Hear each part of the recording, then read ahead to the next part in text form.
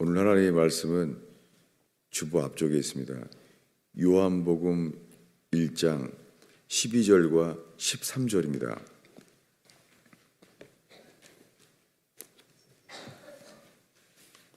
한 목소리로 읽겠습니다. 영접하는 자, 곧 그 이름을 믿는 자들에게는 하나님의 자녀가 되는 권세를 주셨으니 이는 혈통으로나 육정으로나 사람의 뜻으로 나지 아니하고 오직 하나님께로부터 난 자들이니라. 아멘. 오늘은 영접하는 자들은 하나님께로부터 태어난 자라는 제목으로 말씀을 나누고자 합니다. 잠깐 기도하겠습니다. 주님, 이 말씀이 설명만 되어지고 생명이 되지 않을까 봐 두렵습니다. 오 주님, 죽은 지식, 죽은 설명으로 주님 생명으로 돌이키게 하옵소서. 주님, 예수님의 자리에 설교자인 제가 방해되지 않게 하시고 예수님만이 증거되게 하소서. 설교를 듣는 회중들도 예수님의 자리에 앉지 않게 하소서. 전하는 자나 듣는 자가 예수께서 친히 머리이신 예수 그리스도의 몸된 교회가 세워지게 하시며 음부의 권세가 견딜 수 없는 예수 그리스도 안에서 예수로 하나 된 구원의 성벽이 세워지게 하소서. 주의 거룩한 영이여, 주의 말씀이 불이 되게 하시고 빛이 되게 하소서. 복음의 광채만이 지성과 논리를 대신하여 되지 않게 하소서. 예수님의 이름으로 기도하겠습니다.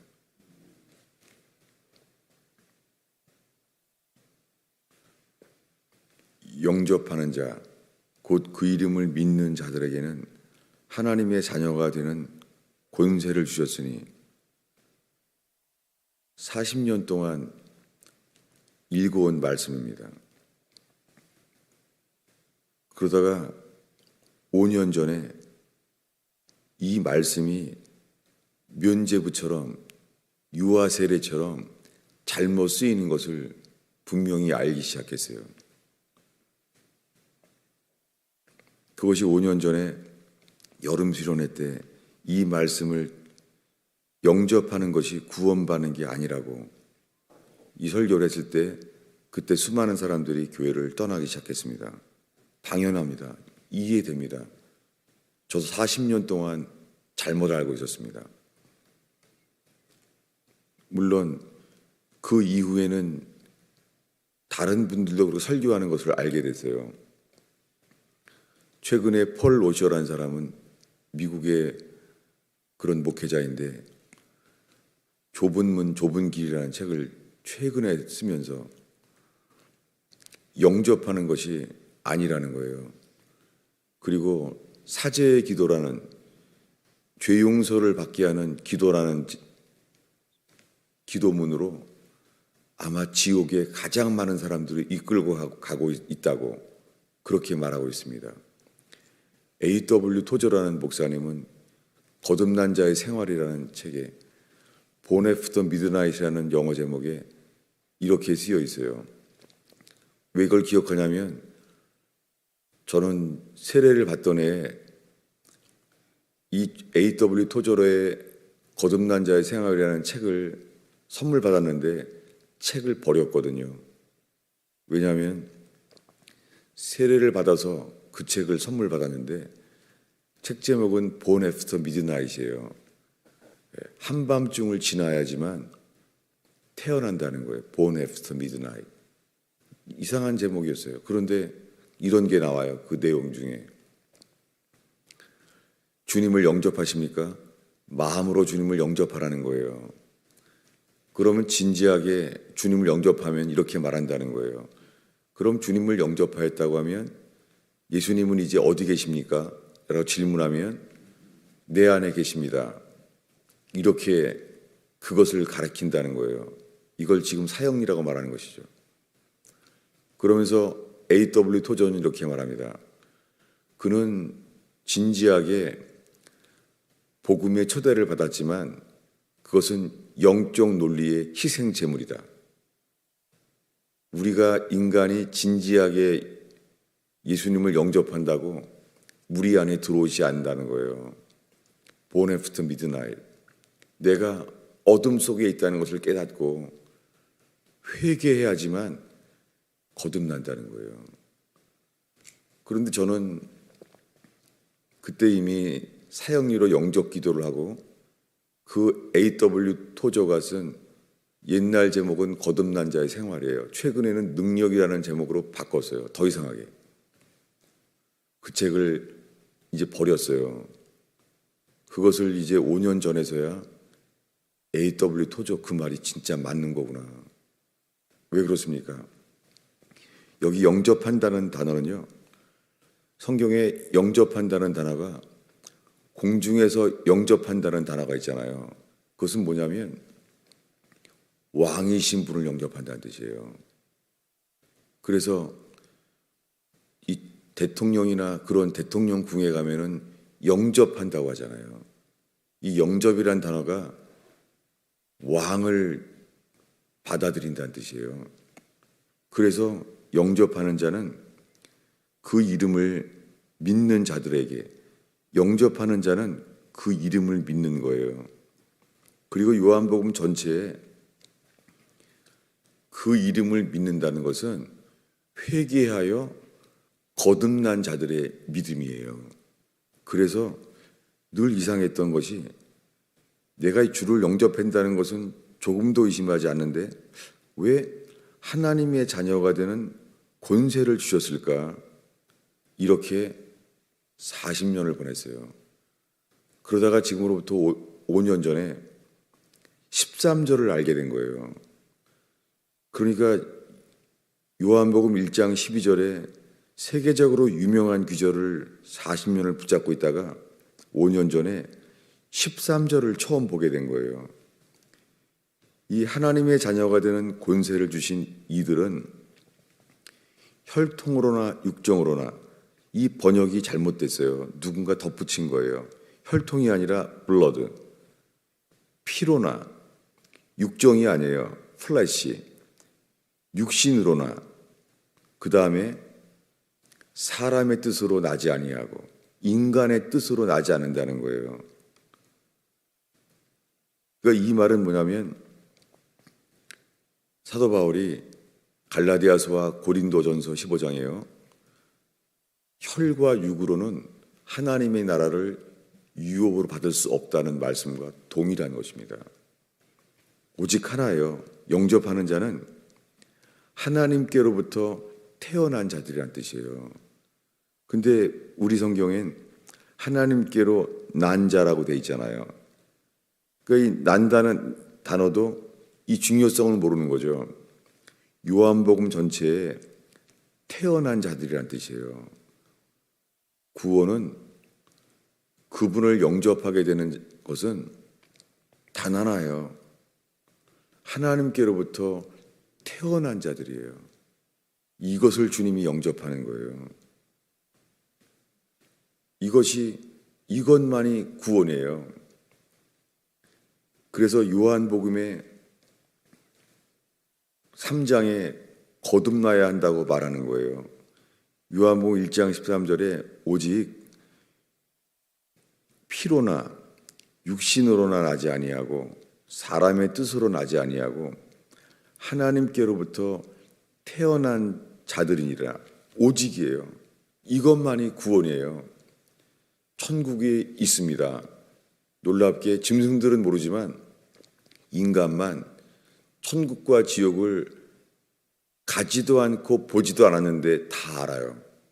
왜냐하면 천국이 가든지 아니면 지옥에 가든지 하나님이 인간만 이것을 알게 하셨기 때문입니다. 그것이 하나님이 인간을 지으신 증거이기도 하죠. 여기에 요한계시록에 천국 문이 게시되어 있는데 12진주문이에요. 여러 가지 보석들이 나오는데 천국 문만 단 한 종류의 보석이에요. 진주예요. 왜냐하면 다른 보석들은 다 당연히 광물성인데 진주만 이것이 거듭난 거예요. 진주는 성령으로 거듭난 자를 가리켜요. 이것을 요한복음에 계속 이어서 3장 3절은 더 유명합니다. 주보 안쪽에 있는데요. 읽겠습니다. 있습니다. 예수께서 대답하여 이르시되 진실로 진실로 내게 이르노니 사람이 거듭나지 아니하면 하나님의 나라를 볼 수 없느니라. 니고데모는 이미 예수를 믿고 있어요. 니고데모는 랍비로서 예수는 하나님이 보내신 자구나 이것을 믿고 있어요. 여러분, 오늘날 수많은 사람들이 예수 믿는다는 거예요. 예수가 하나님의 아들임을 믿는다는 거예요. 이 믿음으로 인간은 절대 거듭나지 않습니다. 평생 영성훈련하면서 고쳐야 돼요. 옛사람은 한 30%, 70%까지 고치고 있는데 죽을 때까지 회개하기 전에는 절대 새 사람이 되지 않습니다. 저는 영적 기도를 한 이후에 성령 세례를 받고 여러 가지 영적 체험을 하며 살아왔습니다. 그런데 여전히 세례 받았을 때부터 영접하면서 이제는 한 새 사람이 한 30%는 되겠다. 말씀과 기도 가운데 교회 생활하면서 이제 한 60%는 새 사람이 되었겠다. 이게 속은 거예요. 성경은 새 사람이냐 옛 사람이냐 중간은 없습니다. 고린도서에 이전 것은 지나갔으니 새 것이 되었도다. 이전 것은 없어졌으니 새 것이 되었도다. 이것이 옛사람과 새사람이에요. 그래서 그리스도 예수 안에 있는 사람은 새로운 피조물이라 라고 말했어요. 이것을 갈라디아서는 이렇게 말합니다. 주보 앞쪽에 있습니다. 갈라디아서 6장 15절을 읽겠습니다. 할례나 무할례가 아무것도 아니로되 오직 새로 지으심을 받는 것만이 중요하니라. 성경 고쳤습니다. 옛날 성경은 이렇게 돼 있어요. 오직 새로 지으심을 받은 것뿐이니라. 구원은 이것뿐입니다. 광야에서 만나를 먹어도 요단강에 건너가는 믿음이 있는지 안악자손을 두려워하지 아니하고 약속의 말씀을 믿고 안악자손이 있어도 우리 힘으로는 한 번도 이길 수 없는, 이긴 경험이 없는 전쟁인데도요, 주의 약속을 믿고 요단강을 건너간 사람만 들어갈 수 있습니다. 그것이 새로 태어난 사람이에요. 광야에서. 저는 평생을 영적 기도를 한 다음에 이제는 새 사람이 한 10%는 됐어. 이제는 50%는 됐어. 이것이 제가 평생을 율법 아래, 율법에 매여서 갇혀 있어 살아온 것을 최근 5년 동안 분명히 알게 됐어요. 갈라디아서에서는 두 종류의 생명이 나와요. 이삭이냐 이스마엘이냐. 이스마엘은 육신을 따라 피를 따라 태어난 아들이에요. 이스마엘. 하갈을 취하여 자기 아들을 낳았어요. 육체를 따라 피를 따라 난 사람이 이스마엘이에요. 이스마엘이라는 이름도 하나님이 주셨어요. 신앙생활 아래 주님이 역사하세요. 그러나 하나님이 이스마엘이라는 이름을 주었다고 해도 이스마엘은 요단강에 건너가지 못합니다. 그리고 이름은 이스마엘. 이 뜻은 주님이 기도를 들으신다는 하나님이란 뜻이에요. 정말로 그가 내어 쫓김을 당했을 때 이스마엘이 광야에서 물이 없으니까 통곡해요. 놀랍게 엄마가 우는 게 아니에요. 엄마가 우는 게 아니라 이스마엘이 기도했을 때 주님은 물을 보게 하셨어요. 물이 나오게 하셨어요. 주님은 이스마엘의 기도를 응답하셨어요. 약속하신 대로. 그렇다고 이스마엘이 기도가 응답된다고 요단강에 건너가는 생명은 되지 않습니다. 그것은 매일 만나를 먹이게 하시고 구름기둥 불기둥이 지켜주시고 성막이 만들어졌을 때 하나님의 임재가 성막 안에 있다고 이런 것을 경험해도 요단강에 들어갈 수는 없습니다. 오늘날 사람들은 매일 만나를 먹이시고 그렇게 한다는 거예요. 저는 성경을 힘써서 읽어왔어요. 그런 목사님들의 영향을 받아서 일정한 음식을 먹기 전에 말씀을 읽고 살아왔어요. 이상한 것은 사는데 아무리 말씀을 읽어도 힘겨지지 않는 거예요. 왜냐하면 그것이 광야에 있는 사람이기 때문이에요. 옛사람은 광야에서 반드시 죽어야 돼요. 옛 생명은 반드시 죽어야 돼요. 그래서 이 갈라디아서에서 이 생명이 이스마엘의 생명이냐 이삭의 생명이냐. 이삭은 뭡니까? 이삭은 이미 아브라함이 99세예요.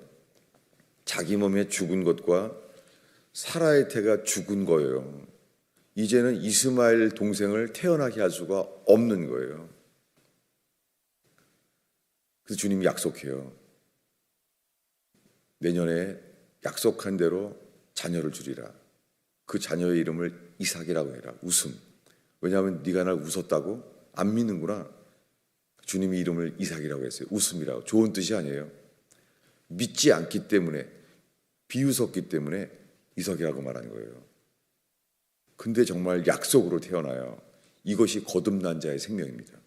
여러분, 우리가 이스마엘처럼 평생 예수 믿고 열심히 교회 생활을 할 수 있어요. 평생 새벽기도 다닐 수 있고 철학기도 할 수 있어요. 그래도 그 생명은 이스마엘인지 기도 응답을 받아도 이스마엘일 수 있습니다. 오직 단 하나, 자랑할 것이 없고 내 힘으로 될 수 없는 생명, 오직 주님으로만 말미암을 수 있는 생명, 이것이 갈라디아서에서 두 종류의 생명이 나와요. 왜냐하면 갈라디아서 1장에 다른 복음이 있는 걸 알게 된 거예요.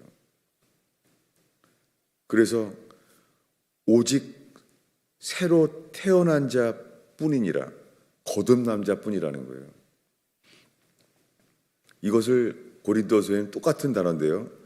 새로 지으심을 받은 것이 아니라 똑같은 단어예요. 헬라어로. 새 피조물이니라 이렇게 말했어요. 새 피조물, 거듭났다는 뜻입니다. 이러기 위해서는 반드시 선행되어야 될 일이 있습니다. 그 앞절에 갈라디아서 6장 14절을 읽겠습니다. 읽습니다. 그러나 내게는 우리 주 예수 그리스도의 십자가 외에는 결코 자랑할 것이 없으니 그리스도로 말미암아 세상이 나를 대하여 십자가에 못 박히고 내가 또한 세상을 대하여 그러하니라. 이거예요. 요단강을 건너가기 위해서는 반드시 옛 사람은, 애굽에서 나온 사람들은 반드시 죽어야 돼요. 다른 길은 없어요. 옛 사람이 예수와 함께 죽어야지만 예수와 함께 다시 살 수 있어요. 이것이 구원이에요. 그러기 위해서는 세상이 나를 대하여 십자가에 못 박히고, 세상이 나를 대하여 십자가에 못 박혔다는 것은 뭐예요? 나를 대하여 세상이 나를 십자가에 못 박혔다는 거예요. 이것이 회개예요. 이렇게 우리는 죽어야 해요. 죽어야지만 예수와 함께 다시 태어나요. 이것을 니고데모는 이렇게 말했어요. 아주 유명한 말씀이잖아요. 성령으로 태어나지 아니하면 하나님의 나라에 들어갈 수 없느니라. 사형리에 이 문장이 있긴 있어요. 그러나 영접하라는 말에 이 말은 덮여지고 말았어요. 그래서 오늘날 영접하라는 것이 또한 사죄의 기도가 됐어요. 사죄의 기도는 죄를 고백하면 죄를 용서받는다는 거예요. 그런데 성경의 레위기에 시작된 레위기 제사에 죄를 속량한 즉 용서함을 받느니라. 속량을 해야지만 용서를 받아요. 속량은 샀다는 거예요. 예수의 피로 우리를 사셔야지만 그 피로 우리의 죄를 용서해 주시고 흰눈처럼 씻어주세요. 죄를 부분 씻는 게 아니에요. 그래서 나단 선지자가 나왔을 때 다윗 왕이 회개의 기도를 하면서 그는 먼저 말합니다. 내가 여호와께 범죄하였나이다. 그렇게 고백해요. 근데 여러분, 그렇게 말하자마자 나단이 이렇게 말해요.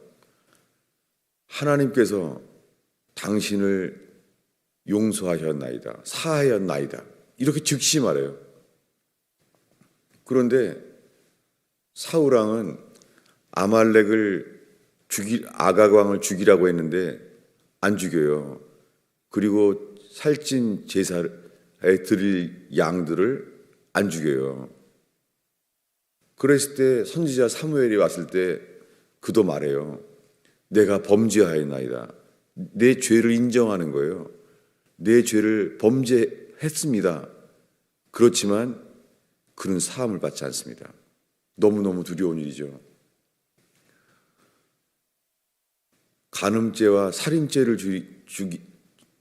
범한 다윗 왕의 죄와 아각 왕을 죽이지 않고 그 죽이라고 한 짐승들을 죽이지 않은 것, 도대체 어느 죄가 더 큰 겁니까?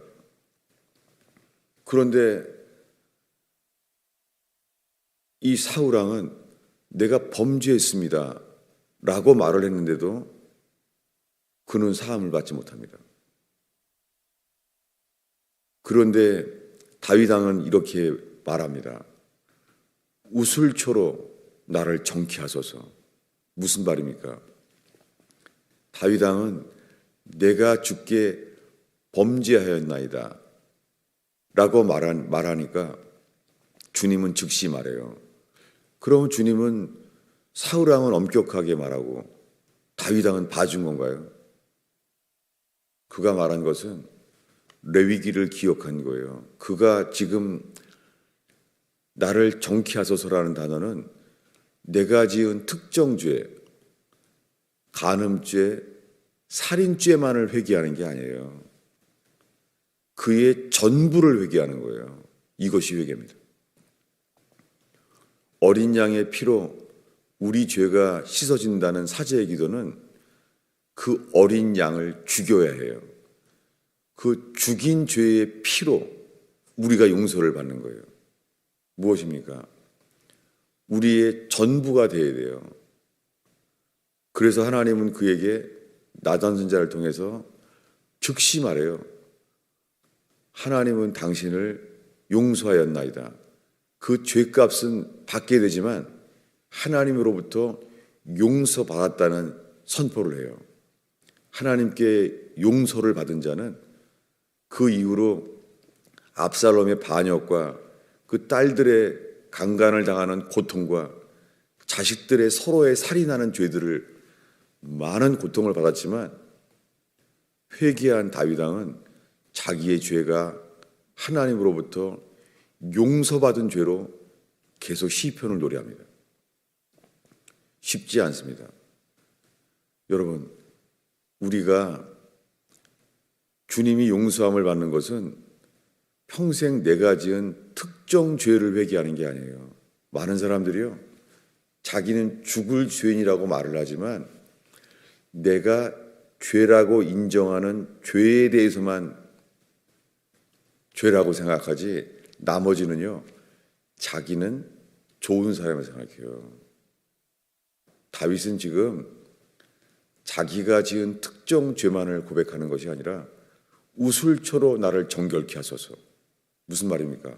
다윗은 지금 나단 앞에서 문둥병자처럼 머리 끝부터 발바닥까지 내 속에 선한 것이 전혀 없다는 거예요. 이럴 때 우리가 용서함을 받습니다. 그는 바로 그가 난 아들이 죽잖아요. 그래서 그 다음에 태어난 것이 솔로몬 왕이잖아요. 근데 그는 끝까지 7일 동안 금식을 하잖아요. 왜요? 그는 지금 하나님이 그 갓난 아기를 쳤어요. 병을 잘 상상도 못하죠. 그 아기가 아픈 거예요, 지금. 하나님의 징벌이죠. 근데 징벌 가운데 있는데도요, 다윗 왕은 금식을 해요. 왜요? 주님의 긍휼하심을 아니까. 그래서 살려달라고. 누가 보면 쟤는 죽겠구나 이렇게 말할 수밖에 없는데 그는 주님의 긍휼하심을 알고 그를 의지해요. 그런데 그렇게 쉽지 않습니다. 그렇게 다윗처럼 주의 긍휼을 끝까지 용서하기 쉽지 않습니다. 많은 사람들이 탕자의 비유를 알잖아요. 그 유명한 말씀을. 탕자는 어떤 사람입니까? 그는 허랑방탕하게 그렇게 산 사람이에요. 그리고 아버지에게 재산을 다 받은 사람이에요. 아버지에게 유산을 다 달라는 거예요. 그것은 뭐냐면 아버지를 죽인 거예요. 아버지와의 관계를 끊어버린 거예요. 돈 가져간 것보다 더 나쁜 죄가 아버지에게 유산을 달라는 거예요. 아버지를 내가 죽여버린 거예요. 그래서 탕자의 비유가 유명하잖아요. 다윗 왕의 회개처럼. 그런데 그가 돌아왔습니다. 문제는 돌아온 다음이에요. 돌아왔을 때 아버지는 어떻게 합니까? 아버지는 돌아왔을 때 긴 옷을 입히고, 긴 옷은 신분이 아들이라는 걸 말하는 거죠. 넌 아들이야. 넌 허랑방탕했는데도 아들이야. 그리고 새 신발을 신깁니다. 그리고 반지를 끼워줍니다. 다 세 가지가 다 신분을 가리키는 거예요. 그랬을 때 잔치를 하게 됐을 때 큰아들은 분노합니다. 왜 그랬습니까? 아버지가 그 모든 인생을 버리고 죽음의 관계로 아버지를 버렸던 그가 돌아왔을 때 그의 용서함을 받지 못합니다. 여러분, 우리가 회개하지 않으면요, 우리 스스로도요, 용서를 받지 못해요. 죄책감이라는 것은 죄책감과 양심을 뛰어넘어서 흰 눈처럼 용서받는 것 불가능합니다. 오직 예수의 피로 전부가 될 때만 이 일이 일어납니다.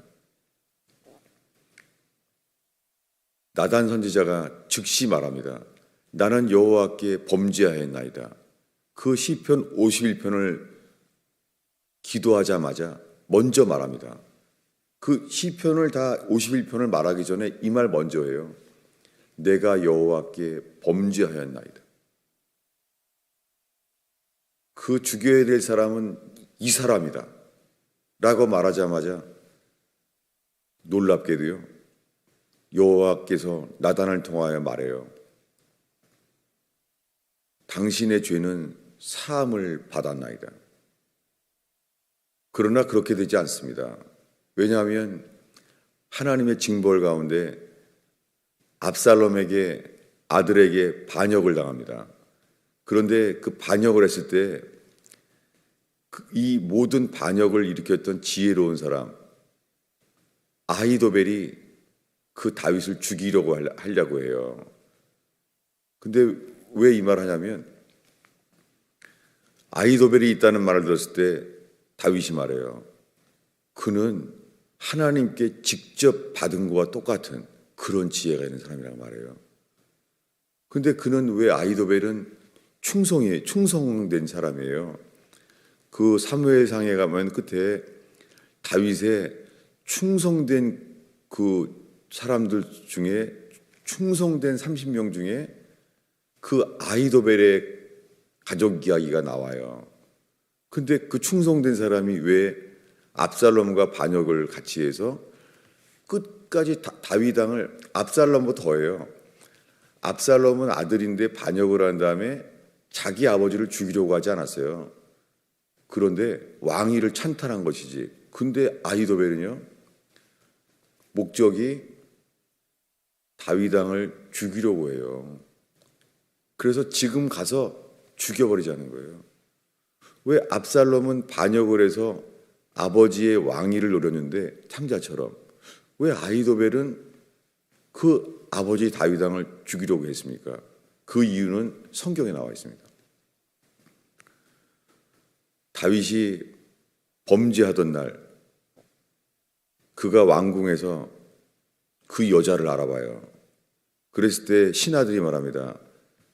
저자는 엘리암의 딸 바세바입니다 라고 말해요. 왜냐하면 그 충성된 30명의 그 인정받는 사람 중에 누가 나오냐면 아히도벨이 바세바의 친손녀예요. 아히도벨은 바세바의 친할아버지예요. 그러니 그를 용서할 수 있겠어요? 아히도벨은 자기 친손녀가 이를 빼앗김을 당하고 그 손녀 사위가 무리아가 죽임을 당했어요. 완전히 가정이 파탄나 버린 거예요. 아히도벨은. 인간적으로 아히도벨은 너무너무 이해가 되죠. 당연히 이해가 되죠. 성경이 아니라 인간적으로 아히도벨이 너무 이해가 되죠. 밧세바는 자기의 손녀예요, 친손녀. 근데 성경은 왜 이렇게 기록됩니까? 하나님은 그 가정을 파탄내버린 사울 왕을 이렇게 말한 거예요. 즉시 당신의 죄는 사함을 받았나이다. 아히도벨은 하나님은 용서해도 아히도벨은 용서할 수 없죠. 하나님이 다윗 왕을 용서했다고 해도 아히도벨은 용서할 수 없죠. 이것이 탕자의 비유의 큰아들의 이야기와 같습니다.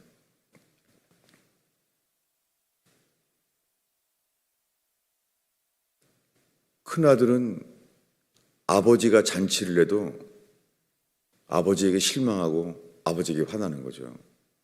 아버지가 용서했다는 것이 들어오지 않는 거예요. 왜요?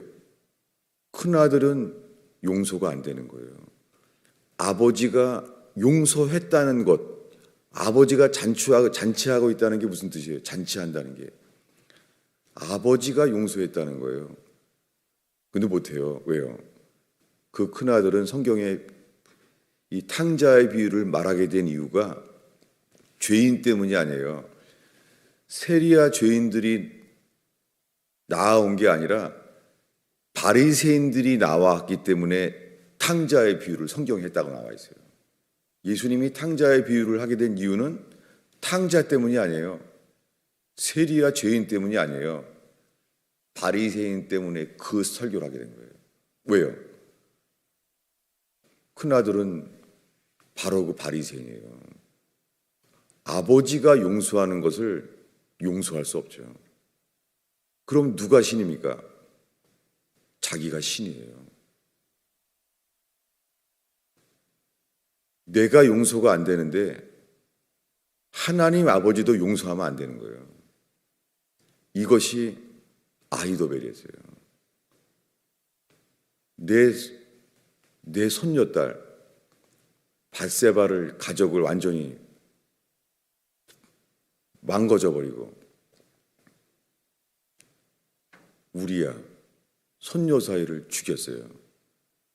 아무리 하나님께서 나단 선지자를 보내서 즉시 그를 사했다고요? 아히도벨은 용서할 수가 없는 것이죠. 놀랍게 다윗은 그렇게 압살롬에게 반역을 당했을 때에도 감람산을 넘어갈 때 먼지를 머리에 무릅쓰고 맨발로 울면서 가요. 무엇입니까? 그는 지속적으로 나단 선지자에게 사함을 받았는데 계속해서 압살롬에게 반역을 당해도 그는 여전히 주 앞에 회개하는 거예요. 여러분, 이렇게 예수 그리스도가 주인이신 죄사함의 이 기쁨이 있는 교회 되기를 축원합니다. 아버지가 용서한 것을 용서받지 못할 수 있습니다. 왜냐하면 큰아들은 자기가 아버지보다 더 높은 신인 거예요. 이것이 제가 계속해서 주님이 제 인생에 많은 실패를 주셨어요. 제 인생에 성공하려고 할 때마다 정말 하나님이 나의 대적자처럼 막으시는 거예요. 시험을 봐야 될 순간에도 시험을 못 보게 만드시고 하여간 정말 많은 인생을 망쳤어요. 성공의 기회를 막은 게 하나님이었어요. 이제는 너무너무 감사해요. 저를 실패하게 하시고 저를 거절당하게 하시고 저를 버림받게 하시는 것을 정말 감사해요.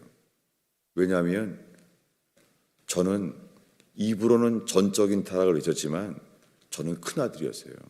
정말 저는 교인들을 상처를 주고 저는 교인들을 정죄했어요. 교회만 그런 것이 아니에요. 똑같죠. 저는 자녀를 키우면서 전 정말 율법주의였어요. 제가 평생 저의 막내 동생한테 들어와서요. 막내 동생이 그렇게 말해요. 형은 예수 믿는다고 하지만 자기한테 지옥이었다는 거예요. 언젠가 제 막내 동생의 일기장에 써놨어요. 형 눈은 독사는. 그런데 제가 이제 결혼해서 아들을 낳았는데 제 아들이요. 일기장에 이렇게 써 있는 거예요. 아빠 눈은 독사는, 도끼는. 너무너무 놀랐어요. 우리 막내 동생이 말했어요. 늘. 형은 율법주의자라고.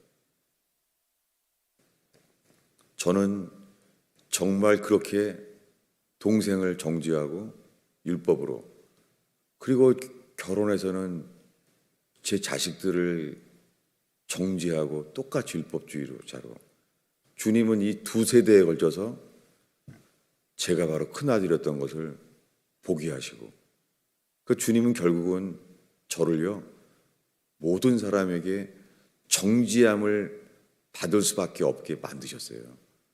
저는 살면서 자랑할 것이 전혀 없는 때에 제가 평생에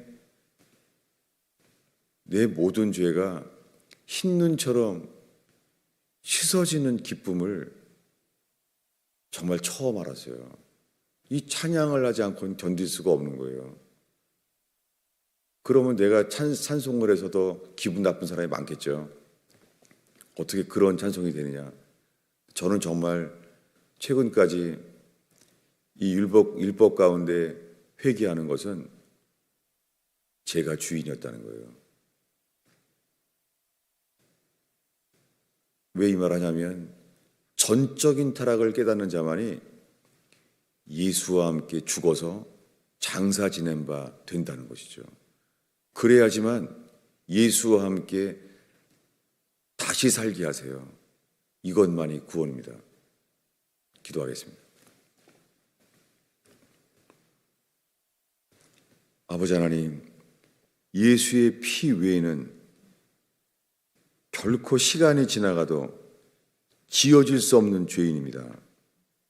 주님, 예수의 피 흘려 죽은 피로 인하여 예수님의 소유가 되는 사람들이 일어나게 하옵소서.